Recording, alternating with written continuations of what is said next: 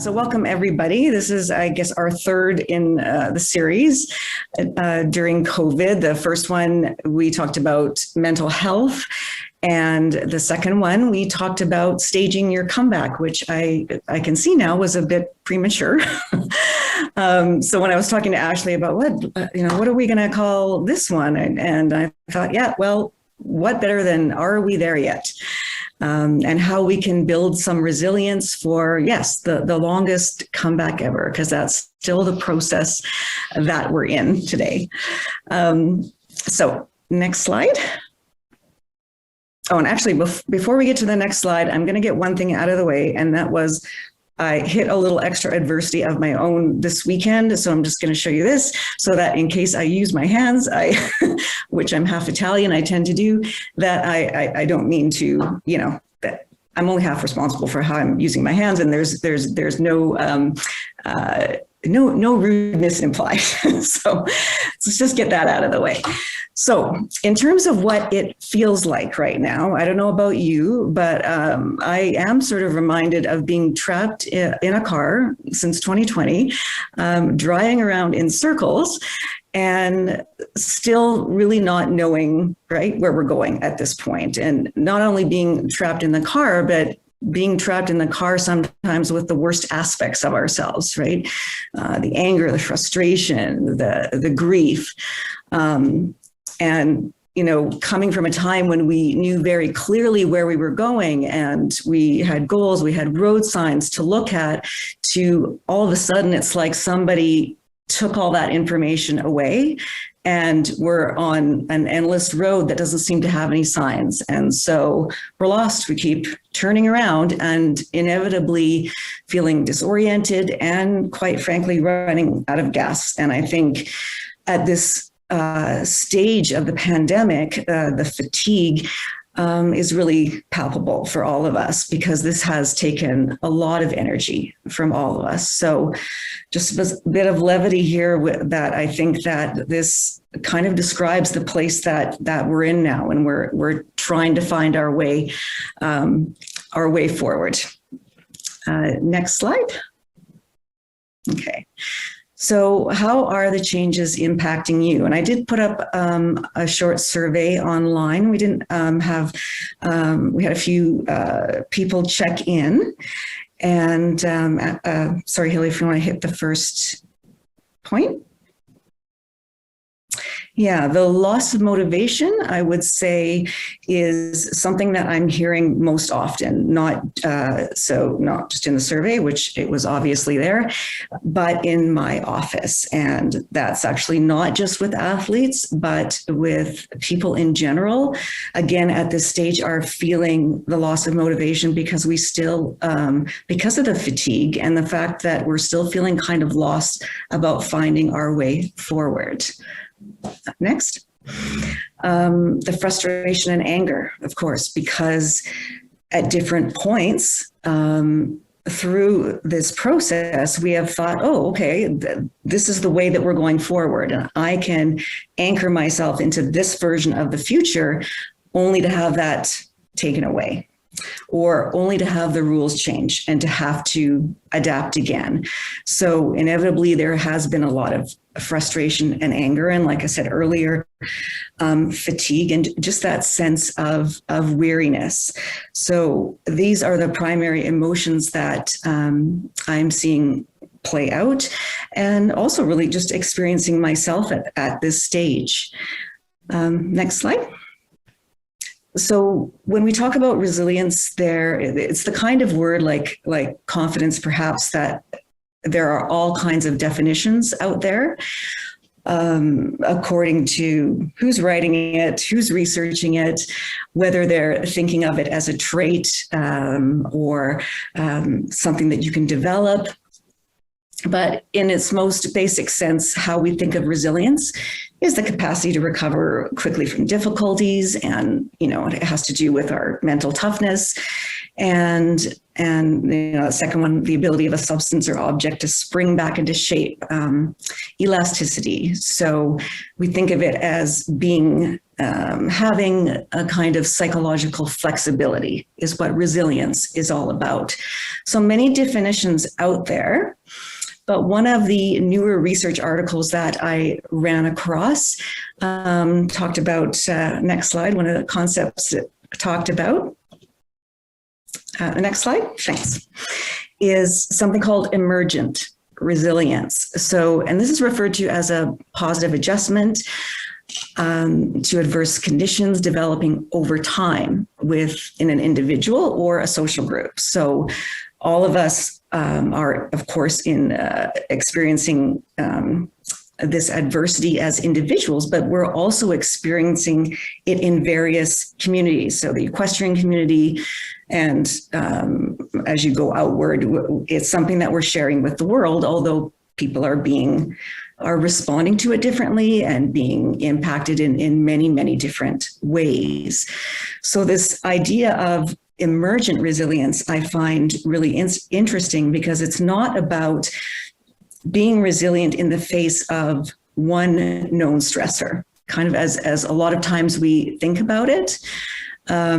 It's more about, we're in a state now where our environment is still in the process of changing. Our conditions are still fluid, they're changing.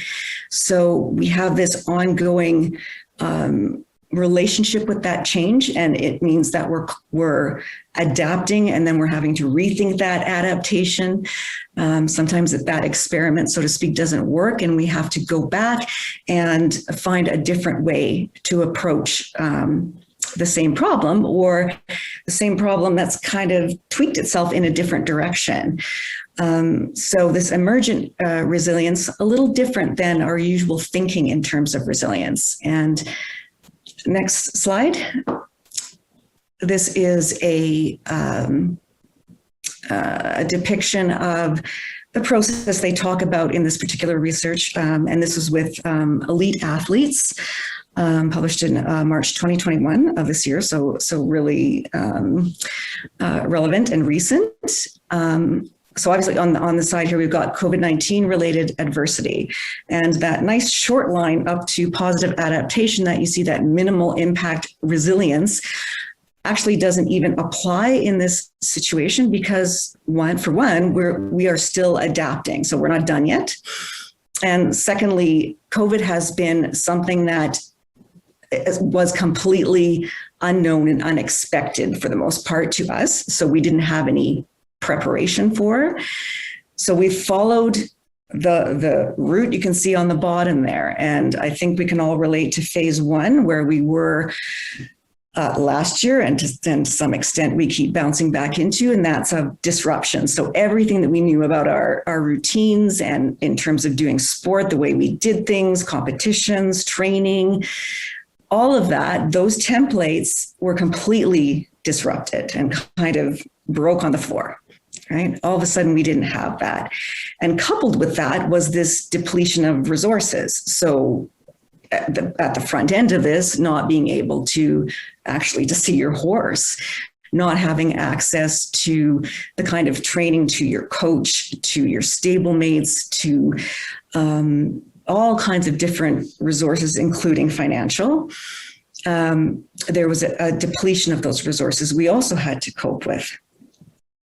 And then that sort of at the bottom of this curve is this fancy word of metacognitive reevaluation and facilitative learning. And I think this is where we're starting to enter at this point in the curve.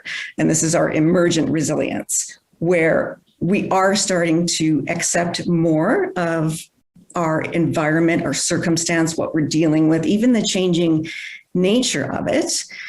And we're also looking at it not just like through our own smaller lens, but through the larger lens of the global lens. So hence the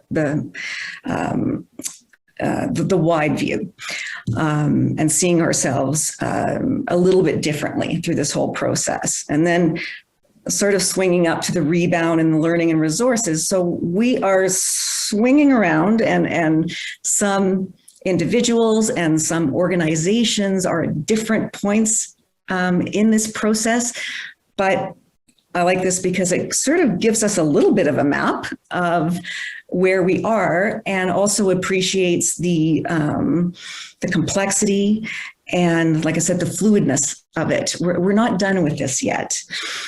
Next slide, Hillary.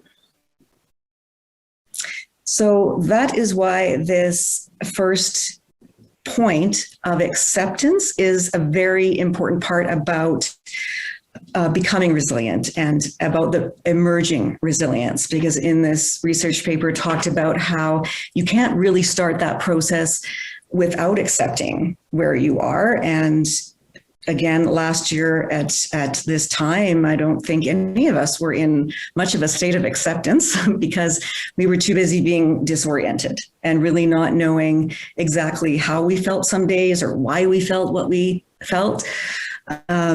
So just to simply, it sounds like a simple step, but acknowledging your emotions, all of the different ones that are associated. And yes, you can have more than one emotional reaction to the same thing. That's possible. We know that about grief, for example, and grief is a part of what we're going through now.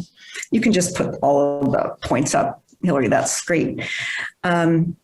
So along with this comes this concept of name it to tame it. So what that means is being able to say, yeah, today I feel angry, and later you feel some grief and then some sadness, but being able to know where you are actually takes the intensity off some of those emotions. What we absolutely know about things that we don't like looking at, like all of the change that we've gone through, or like other traumatic situations, is if we don't look at it, if we engage in some of those what are called avoidant behaviors. So I don't want to know about it, don't talk about it, I don't want to think about it, I'm going to try really hard. We know that only worsens the feeling of threat and the intensity of the emotion, because it's like, in essence, we're not listening to our biology.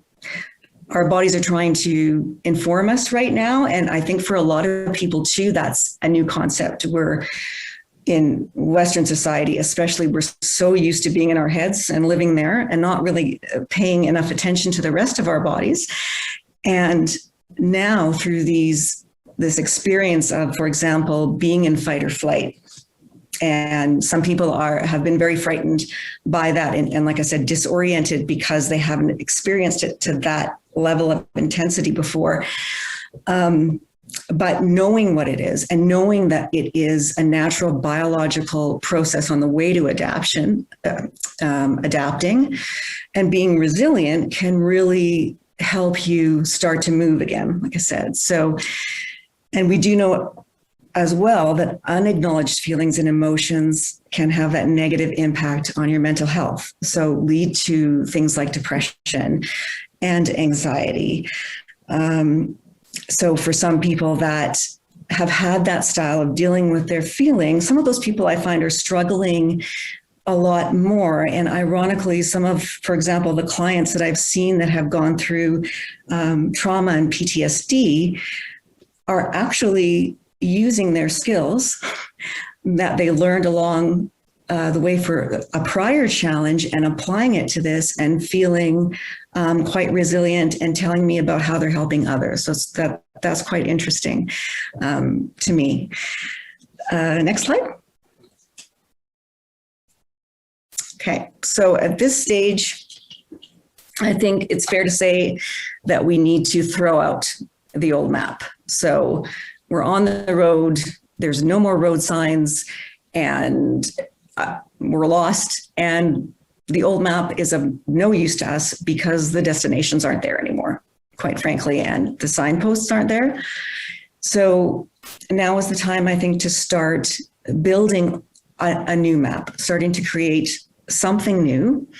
And what we can anchor that in is some of our controllables, because there are things that we can control.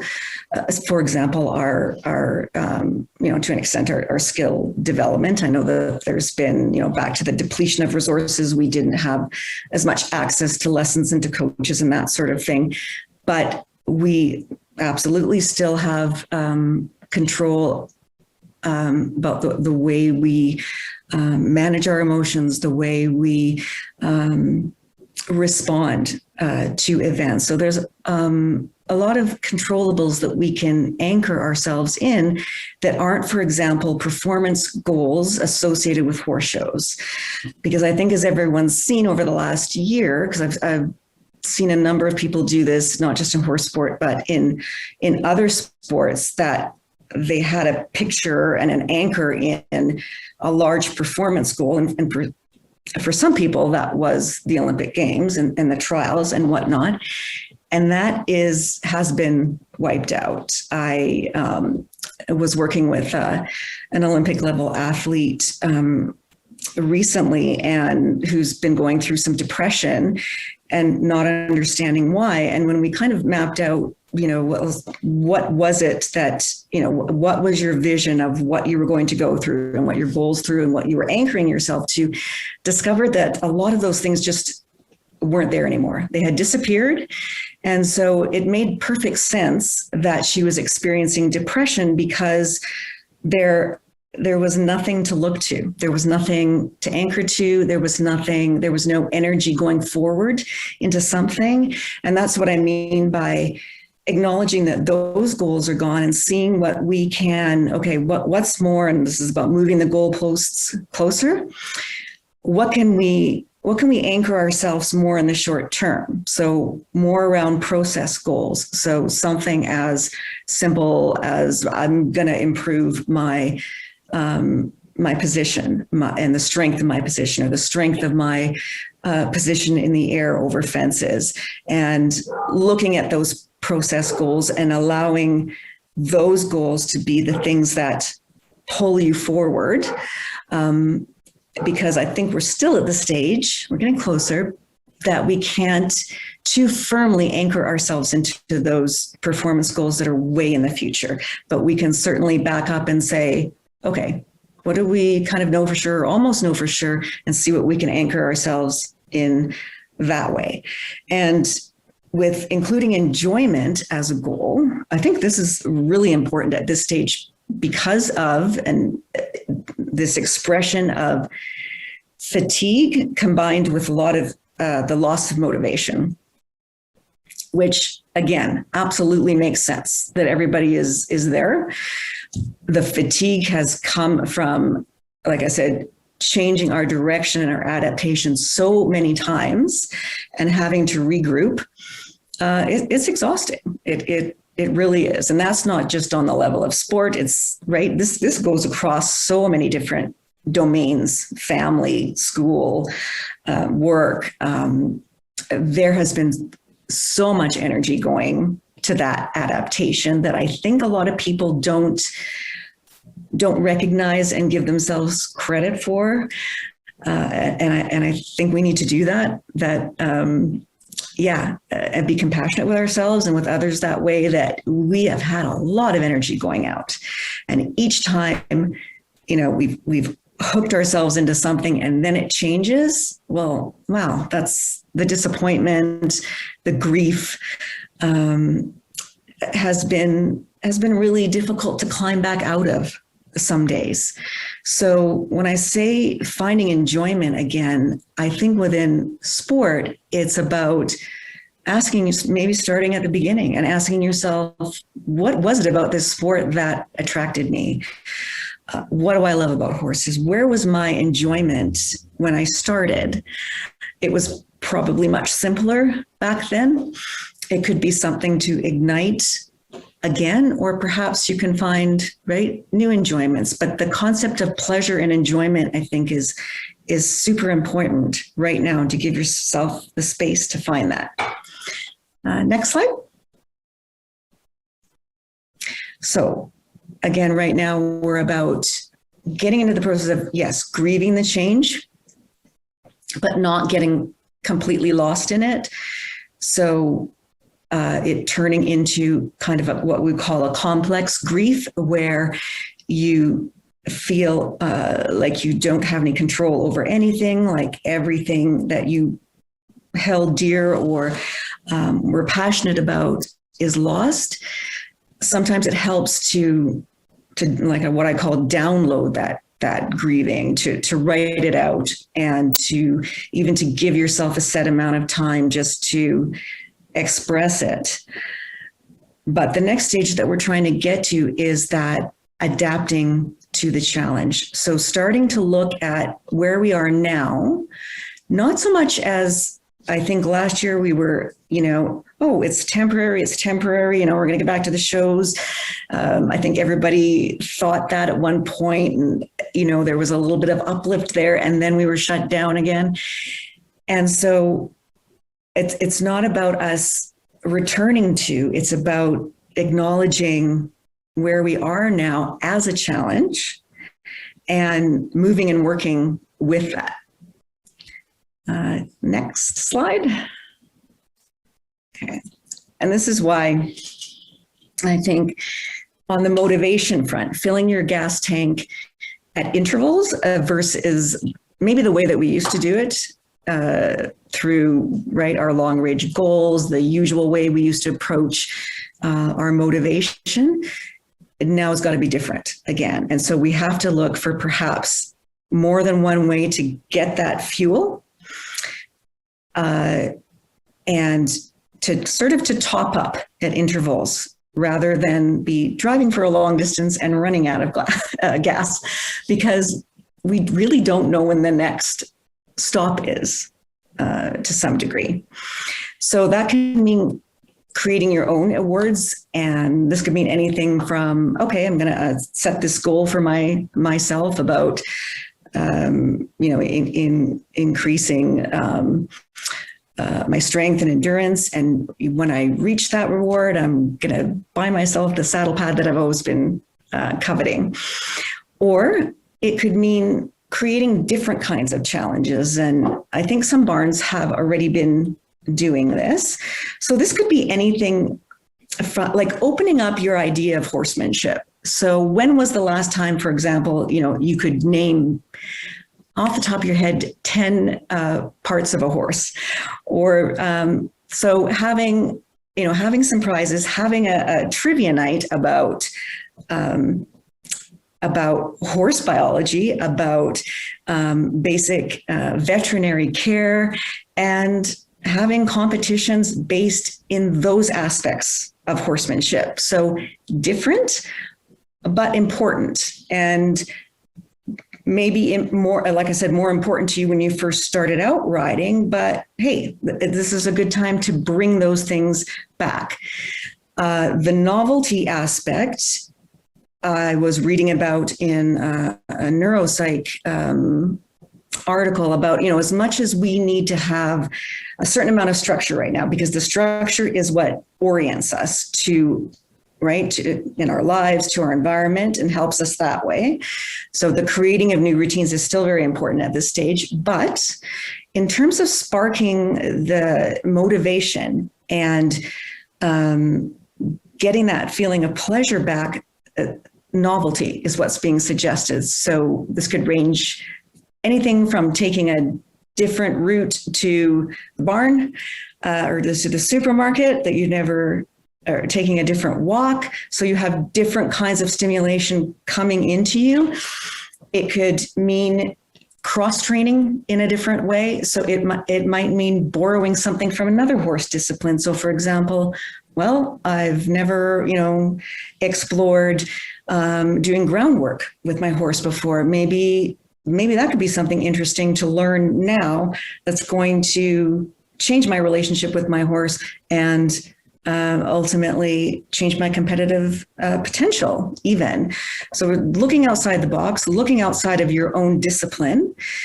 And the Genius Hour thing is something that Google actually developed for its employees. And what it is that they gave them an hour a week to work on whatever they wanted to, whatever, experiment, fail, whatever pet project they wanted to get going. And it's actually how they came up with some of their more successful products in the end. But yes, they found giving people the freedom to be like exploring, to be like a kid again, and to just follow your interests was both good for the company and good for the individual in terms of motivation and mental health. So, if you were to give yourself a genius hour every week that pertains to your sports, well, what could that look like? What could you start to explore? And you might discover that there are sources of what I'll call dopamine hits out there that are not, ribbons or competitions or long-term goals or, the usual kind of goals that we think of, things that spark that pleasure center, right? And give you that dopamine hit that you never thought of before. But we so need that fuel right now, that motivation. And I think it's got to come from different sources, and we've got to be willing to explore that. Next slide. And then, okay, in the inevitable moments that we do become tired, I want to say that flaking out, or what you would formally call recovery time, is absolutely okay. It is still resilience. It's not being weak. It is okay to give into weariness temporarily. It is kind of like parking that car, right, that we're going in circles in, and turning off the engine to preserve the fuel, and just stopping before we decide what direction we're going to take yet. And I know this is one of the hardest things I've had to learn over the last year, but I'm getting better at it, because it used to be that I would just kind of come to the wall, hit the wall and slide down.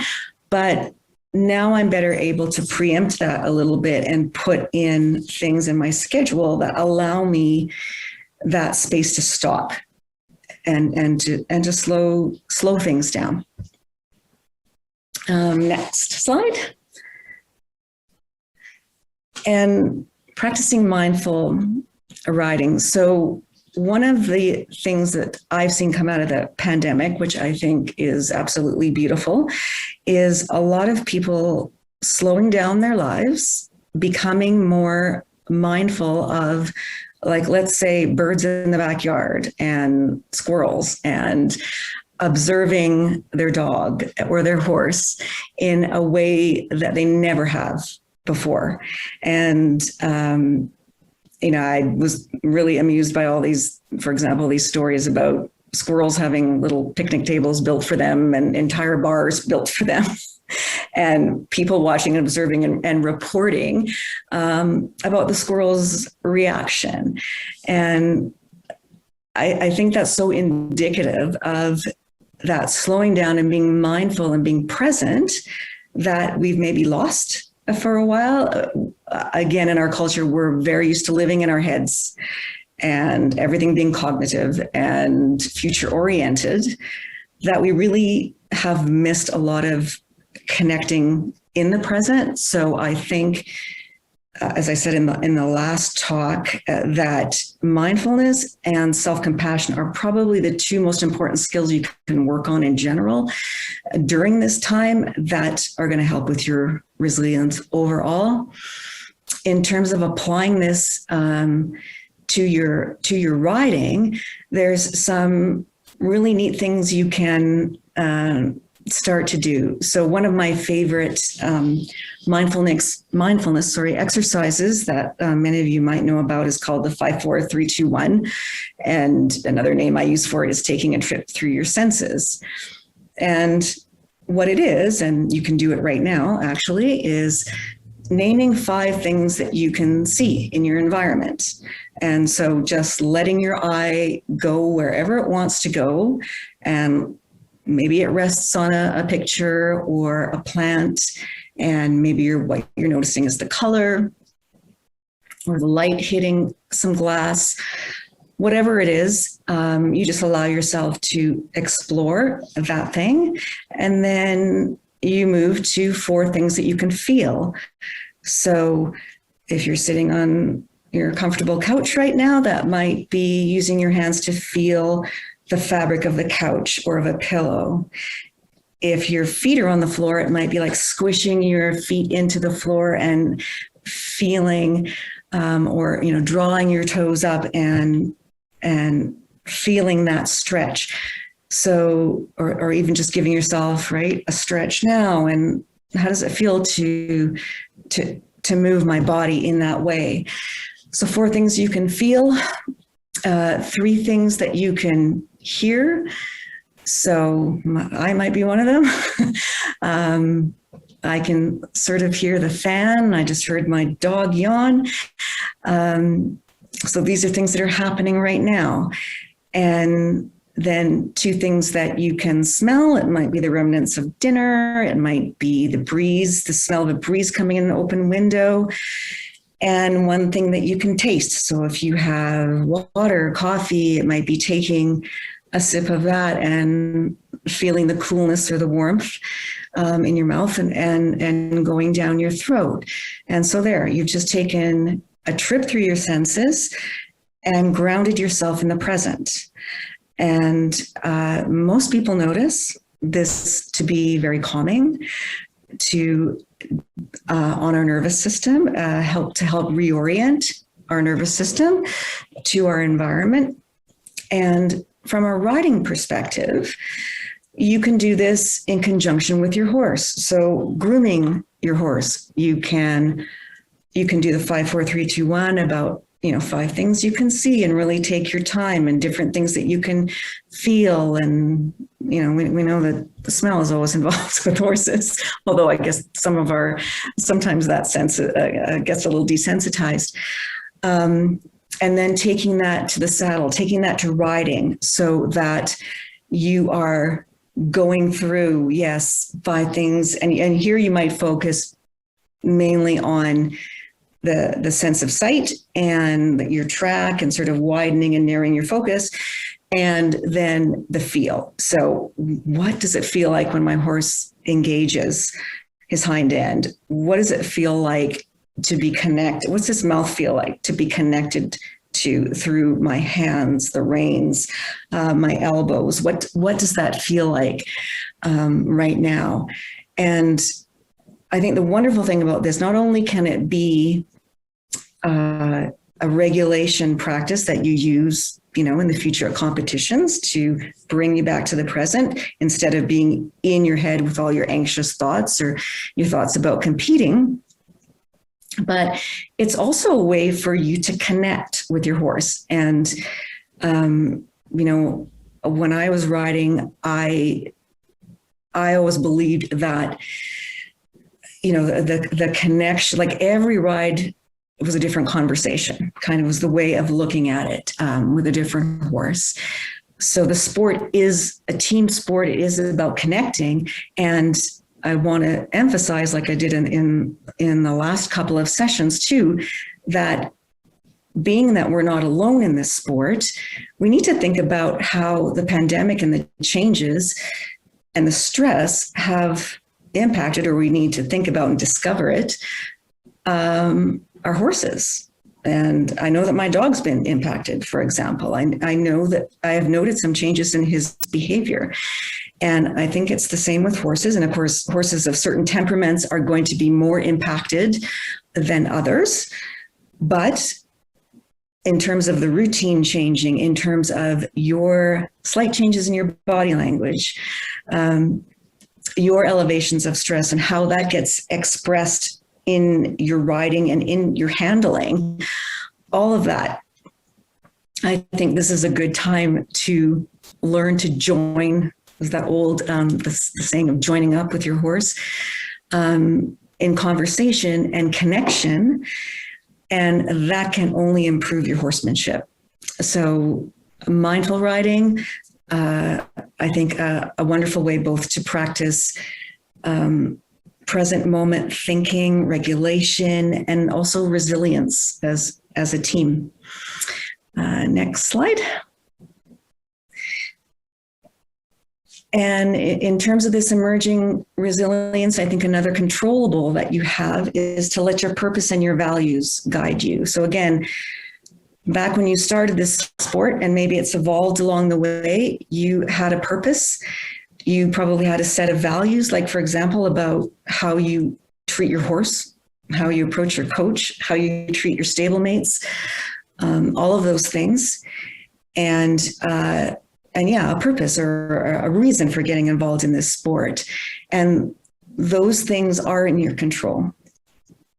And so you can, for example, allow yourself to be sort of whisked away and react and make decisions out of your fear and anxiety, or you can recognize that fear and anxiety that goes along with this, right, roller coaster of a time. You can, like I said, acknowledge and accept those, but then seek to make your decisions out of that purpose and out of those values that guide you. And these things can act also as anchors, right? So in different emotional storms or change storms, that sort of thing. Well, I do know that this is what I value about horsemanship. I do know that this is how I'm committed to maintaining and taking care of my horse and myself. I can go back to that, and there's a lot of comfort in that. Knowing your why can help you guide your how, and that's an extrapolation of a very famous person by the name of Viktor Frankl, who wrote Man's Search for Meaning and developed a form of psychotherapy after being contained in a concentration camp. That yes, knowing your why can help you live with almost anyhow. It's something that we have a choice for, and we can anchor ourselves in. Next.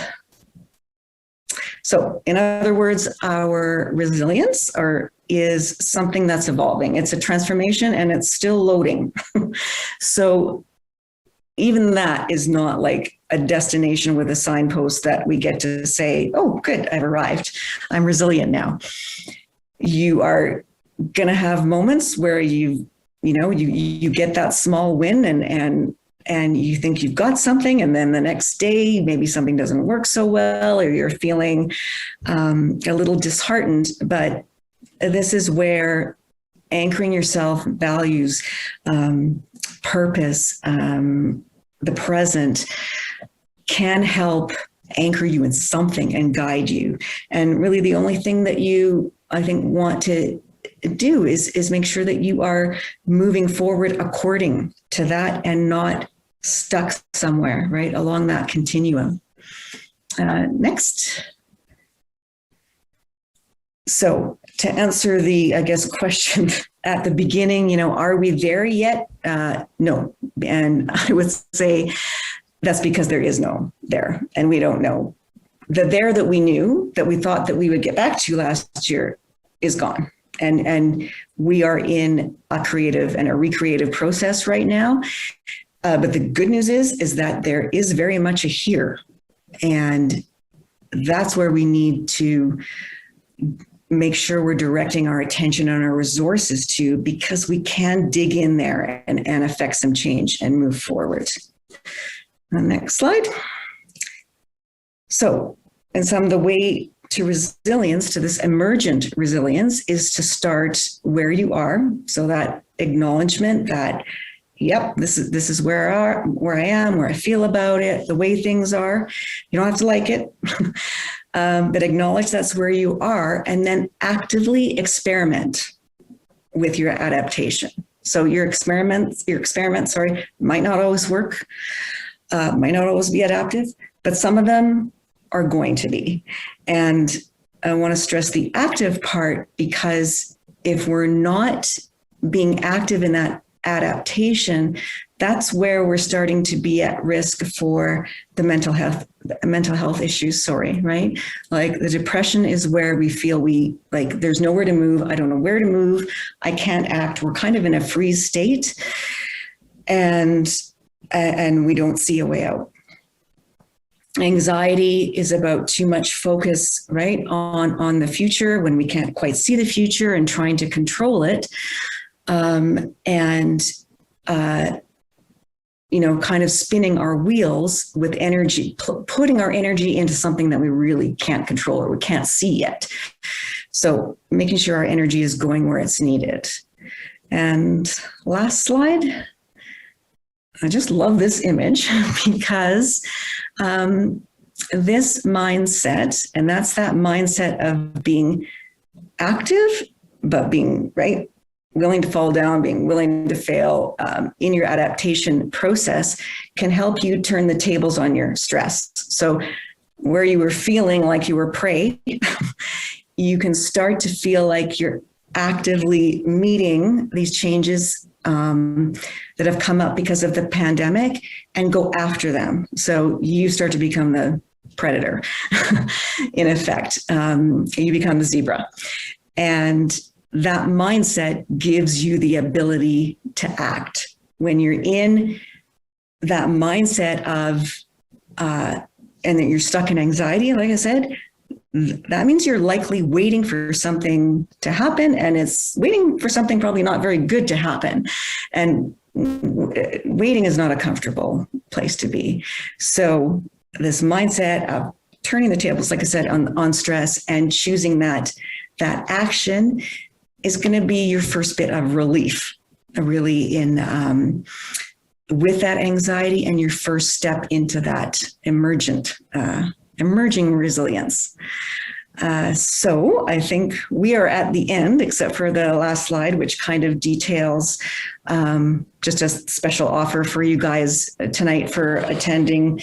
It's on your handouts as well, that you can, if another way that you want to learn is through an online work at your own speed course. Those are all there, and there's more being developed. But I think we're getting ready to go to our Q&A, and I just want to thank the Alberta Equestrian Federation again for putting this together and bringing the community together through this process of change. And yes, Ashley and Hillary in particular for helping me out.